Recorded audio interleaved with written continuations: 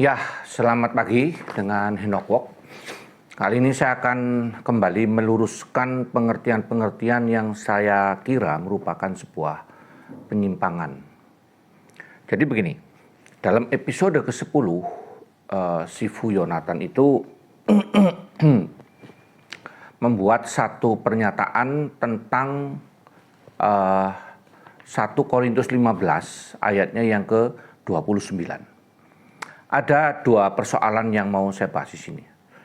Sifu Yonatan tidak setuju dengan 1 Korintus 15 ayat 29 versi LAI, terjemahannya LAI atau Lembaga Alkitab Indonesia. Karena di situ disebutkan bahwa buat apa orang dibaptiskan menggantikan orang mati jika orang mati tidak dibangkitkan.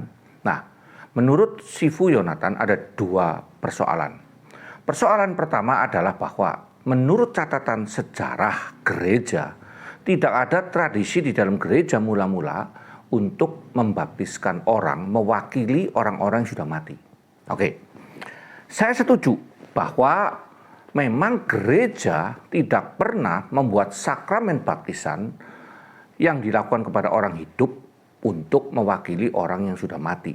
Karena tidak ada ajaran apapun di situ. Nah, ajaran-ajaran semacam ini sebenarnya hanya ada di dalam pagan. Nah, sekarang di dalam Korintus itu, mengapa muncul seperti itu? Karena Korintus itu kota pagan. Surat Korintus 1 dan 2 Korintus itu isinya teguran-teguran atas penyimpangan-penyimpangan.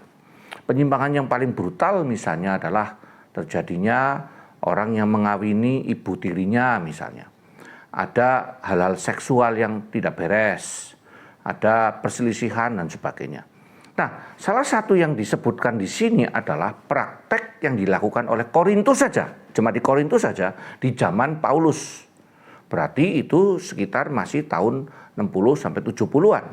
Bahwa mereka kemungkinan itu melakukan praktek baptisan untuk menggantikan yang sudah mati. Itu karena ada sinkretisme antara paganisme dengan kekristenan. Kekristenan mewakili baptis, paganisme itu berbicara tentang usaha-usaha untuk menyelamatkan atau memperingan dosa-dosa orang-orang yang sudah mati. Misalnya paling gampang di dalam abad-abad awal saja, gereja itu masih bisa melakukan praktek yang namanya penebusan bagi orang yang sudah mati dengan memberikan persembahan di zaman Luther, yang membuat Luther harus keluar dari gereja. Jadi tidak usah heran bahwa praktek-praktek membaptiskan seseorang mewakili yang mati itu ya sangat mungkin. Wong di abad modern saja ada pembayaran atau penebusan bagi orang yang sudah mati agar mereka menaik lebih tinggi di dalam tempat penyiksaan atau purgatori itu. Sehingga di Korintus itu memang tidak dikecam secara nyata begitu, tetapi praktek ini jelas ada. Karena apa? Karena itu hanya terjadi di Korintus. Transisi antara agama yang sudah ada, pagan, ya, animisme, dinamisme, bercampur dengan kekristenan menghasilkan pembaptisan terhadap orang yang sudah mati yang diwakili oleh yang hidup. Nah, di sini Paulus sebenarnya sedang tanda petik menertawakan atau justru menggunakan kesalahan mereka untuk memperbaikinya. Jadi mau mengatakan begini, kita nanti akan dibangkitkan. Loh, kalau kamu tidak dibangkitkan, kamu tidak percaya dengan kebangkitan, bahwa Yesus sudah bangkit, ngapain kamu mau mereka-mereka itu mau dibaptiskan demi orang mati. On behalf of. Demi mereka-mereka yang mati. Saya dibaptis demi papa saya, demi nenek moyang saya gitu. Jadi Paulus ngomong, ngapain kamu lakukan begitu kalau kamu sendiri tidak percaya bahwa ada kebangkitan. Bukan berarti Paulus membenarkan praktek itu, tidak. Dia lagi menunjukkan satu kasus sebagai sebuah data yang terjadi di lapangan, ada praktek itu. Dan memang praktek itu kemudian terhenti sehingga tidak ada catatan dan tidak pernah diakui oleh gereja, dilakukan oleh gereja. Oke ya, satu. Sehingga kita tidak bisa mengatakan karena gereja tidak pernah menyuruh, gereja tidak pernah melakukan praktek itu. Betul, gereja secara oikumene. Tetapi praktek gereja-gereja di Efesus, di Tesalonika, di Galatia dan sebagainya tentu tidak mungkin dicatat satu-satu karena bersifat lokal saja, sehingga ya hanya ada di situ. Sehingga praktek itu melalui surat Paulus ya stop sampai di situ, tidak meluas kemana-mana. Nah, itu ada persoalan yang pertama. Jadi apakah betul tidak ada praktek di dalam gereja pembaptisan untuk orang mati melalui orang-orang yang hidup? Betul, tetapi itu dalam kerangka gereja oikumene, tradisi gereja yang dilakukan sampai sekarang atau yang pernah dilakukan itu betul, tidak pernah ada. Tetapi praktek-praktek lokal tentu pernah ada. Nah, dari persoalan itu, karena Sifu mengatakan tidak ada, maka dia mencoba memaksakan tafsirannya itu menjadi terjemahan. Nah, ini persoalannya di sini. Kemarin dia mengatakan di berbagai episodenya bahwa terjemahan itu terjemahan, tidak boleh dimaksudkan tafsiran di dalam diri kita. Sebisa-bisanya jangan. Nah, sekarang dia mengakui bahwa dia harus mengubah terjemahan demi tafsirannya dia, yang kita juga tidak pernah tahu apa yang terjadi. Nah, sekarang saya akan bahas bagian yang kedua.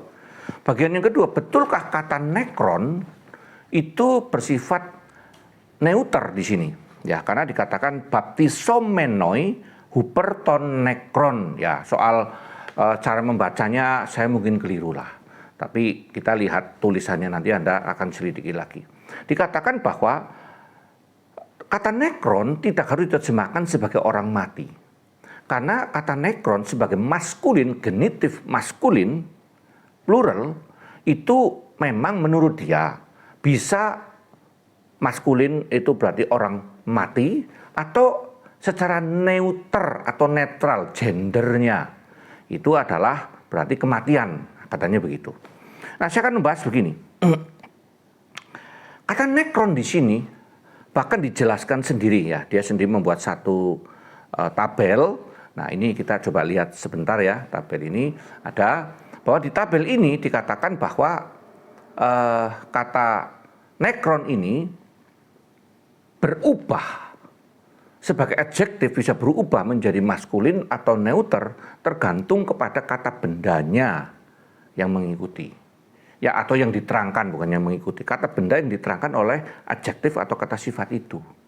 Nah, jika kata nekron ini dianggap sebagai neuter atau netral, maka pertanyaannya adalah kembali kepada penjelasannya dia yang awal, bahwa akan menjadi neuter kata nekron jika, nekron itu ya, jika dia menerangkan kata benda neuter. Persoalannya adalah kata baptisomenoi itu adalah bersifat pertama sebagai nominatif, berarti subjek pelakunya itu adalah maskulin dan plural. Huper itu memang bisa di atas atau bisa juga on behalf, begitu, demi. Ton itu genitif maskulin plural. Kalau kemudian nekronnya menjadi genitif neuter plural, nggak cocok. Nah, ini sesuai penjelasannya dia sendiri malah. Saya bersyukur bahwa Sifu ini memberikan penjelasan-penjelasan yang sangat mendasar. Waktu ini kuliah di semester 1 tahun 2003, dosen saya adalah Pendeta Ronald Oro. Dia menjelaskan hal begini, cuma dia sendiri kontradiksi. Nah, Sifu ini terlalu banyak kontradiksi di dalam pikirannya, sehingga dia menyelewengkan aslinya, kemudian menafsirkan, menerjemahkan sesuai dengan apa yang dia mau. Nah, dengan demikian, saya mencoba meluruskan bahwa terjemahan Elai sudah benar. Karena kata baptisomenoi huperton nekron memang harus mereka laki-laki, maskulin, dibaptiskan, atau dalam kata middle itu berarti membaptiskan diri demi nekron orang-orang yang sudah mati. Nah, jadi mudah-mudahan para pendengar tidak lagi bingung, tidak salah, Elai tidak salah. Yang keliru adalah dari Sifu Yonatan sendiri. Nah, ini saja yang mau saya sampaikan. Mudah-mudahan pada bisa mengerti bahwa ini hal yang sangat sederhana dan saya sangat heran mengapa seorang Sifu bisa sampai salah di dalam menerjemahkan ini. Saya sungguh-sungguh menunggu, mudah-mudahan 1 juta eksemplar bisa terjual, sehingga semuanya bisa saya tunjukin kesalahannya ada di mana. Sehingga aliran atau sekte ke-60.001 ini bisa kita bahas rame-rame. Henok Wok.